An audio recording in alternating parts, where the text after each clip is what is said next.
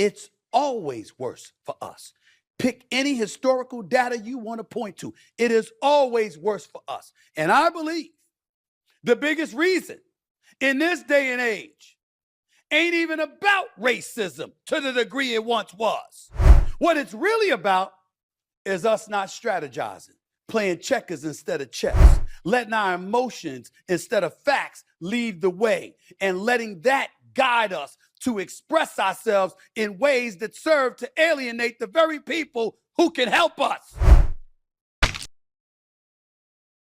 You AOC, you Jasmine Crockett or somebody like that. Ladies, I respect intelligent women, no doubt. But how a Jasmine Crockett chooses to express herself, I'm like, is that gonna help your district in Texas? Aren't you there to find a way to get stuff done as opposed to just being an impediment to what Trump wants? How much work goes into that? I'm just gonna go off about Trump, cuss him out every chance I get, say the most derogatory, incendiary things imaginable, and that's my day's work. That ain't work. Work is saying, that's the man in power. I know what his agenda is. I'm not exactly in a position to stop him since the Republicans have the Senate and the House. But maybe if I'm willing to work with this man, I might get something out of it for my constituency. Because like Joe Manchin said, he's there to represent, or was there for 15 years to represent, the people of West Virginia. She's supposed to be there to represent the people of Texas. I don't know, maybe that just sounds ignorant because it's so simple. But it ain't that damn complicated. We make it complicated.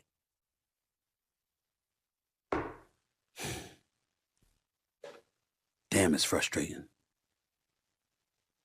It really can be.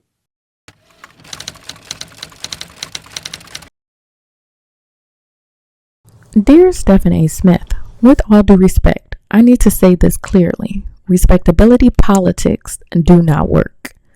You recently went off on Congresswoman Jasmine Crockett, saying she's disrespectful, that she needs to carry herself better, and that instead of criticizing Trump, she needs to be trying to work with him. And I have to be honest, that entire rant, it sounded like a sermon straight out of the Respectability politics playbook. That old belief that if Black people just act the right way, speak the right way, or smile the right way, maybe, just maybe, white people will finally treat us with humanity.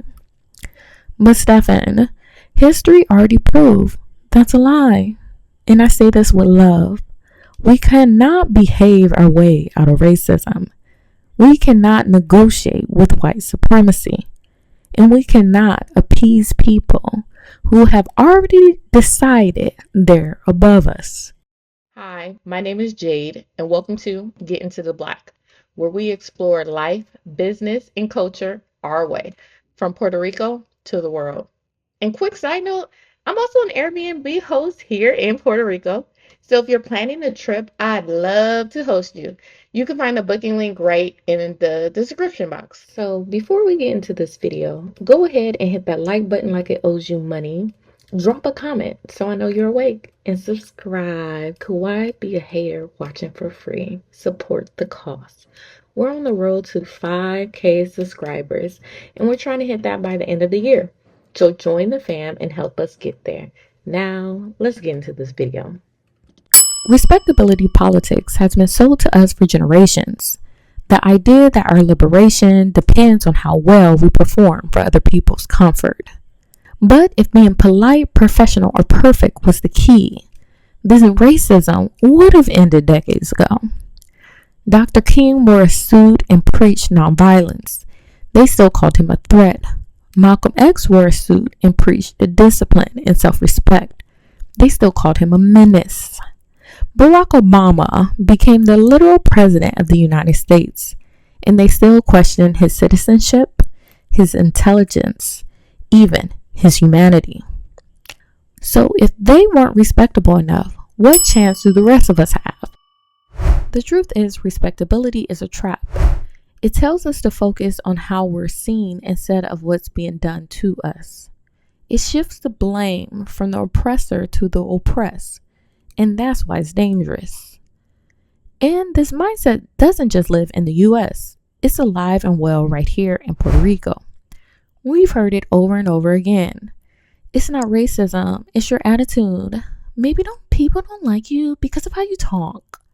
Or my personal favorite, you're too sensitive. This isn't about race. It might be because you don't speak Spanish.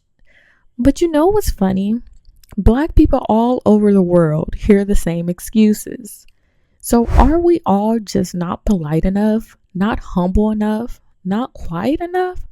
Or maybe, just maybe, it's not about our behavior. Maybe it's about people's deep-rooted discomfort with Black people that refuse to bow down and follow the status quo. We won't allow them to call us names and disrespect us. Because even if we were the rudest person alive, that still wouldn't justify racism. It wouldn't explain why people jump to calling us monkeys or throwing around the N-word. When I get angry, I don't suddenly start spitting out racist rhetoric because that's not in me. So when someone does, that's not about my attitude. That's about what's already rooted in their heart. Let me tell you something that happened not too long ago. A family from our Black Diaspora chat shared that in the neighborhood park, the road nigger was painted on the ground. Yes, you heard me right, in a park where children play. The incident really shocked them because that's not even a slur that Puerto Ricans use to describe Afro-Boricuas. So it felt very targeted to them specifically. They shared this incident with the group because they needed comfort, validation, and support. People were trying to downplay what happened, saying it was just kids. But kids don't learn that word on their own. They learned it from somewhere, from someone who felt comfortable enough to teach hate. That's what people don't understand about Puerto Rico. This island is not immune to racism. It's not some paradise where prejudice magically disappears under the palm trees. I talked about this in my other video, about how racism here traces all the way back to the Spanish colonizers. They built a racial hierarchy that still shapes identity today. They enslaved Africans, then proceeded to attempt to erase them from history. They taught generations that to be Puerto Rican was to be mixed, but not to be Black. That whitening was progress. That the closer you were to Europe, the closer you were to power. And that mindset didn't just vanish. It evolved into colorism, classism, and anti-Blackness that people now call cultural differences. Now let's talk about another thing. Someone recently said, all you do is talk bad about Puerto Rico. You're trying to profit off of negativity. And I want to address this by stating, we don't talk bad, we talk honestly. We talk about the beauty of Puerto Rico and the reality of being Black here. We tell people the truth. If you're a Black person coming here expecting to blend in without assimilating, without shrinking yourself, you might face some things you weren't prepared for. And the honesty is not hate, that's love, because I care enough to want better for us. I care enough to make sure if you choose to move here, you know what you're really getting into so that you can keep yourself safe. The worst thing we can do is get up on here and pretend that there isn't racism here. That if you don't assimilate and repeat the same narratives of racial harmony, you will have a hard time. I don't make these videos for clicks or views. I make them for my children. My babies were born here. This is their home. And I know that no matter how much culture, pride, and integrity I pour into them, they're going to grow up navigating a world that sees them through a certain lens. They'll sound like they're from here. They'll look like they're from here. And unlike me, they won't have that instant, oh, you're from the States, buffer that sometimes keeps people in check. So I speak up now so that one day they won't have to bite their tongues just to feel safe. Because silence has never protected us. And Stefan, that's what I want you to understand. We are not disrespectful for defending our dignity. We are not divisive for naming what's wrong. We are not ungrateful for expecting equality. Respectability is a trapdoor dressed up like opportunity. It tells you if you perform right, they'll finally let us in. But the door was never meant to be open for us in the first place. You can't outdress racism. You can't out-educate it. You can't out-assimilate it. Because the problem isn't who we are. It's the system that was designed to make us doubt ourselves. So to every Black person who's ever been told to tone it down, smile more, or be grateful, no. Be you, loudly, proudly, unapologetically. Because the goal was never to make races comfortable. The goal is liberation. And liberation only comes through truth, even when it shakes the room. So Stephen A. Smith, respectfully, I hope you hear when I say this. Respectability politics do not work. They never have and they never will. You can't win other people who built their power on your oppression. You can't reason with those who see your humanity as opposition. And you definitely can't work with the very systems designed to silence you.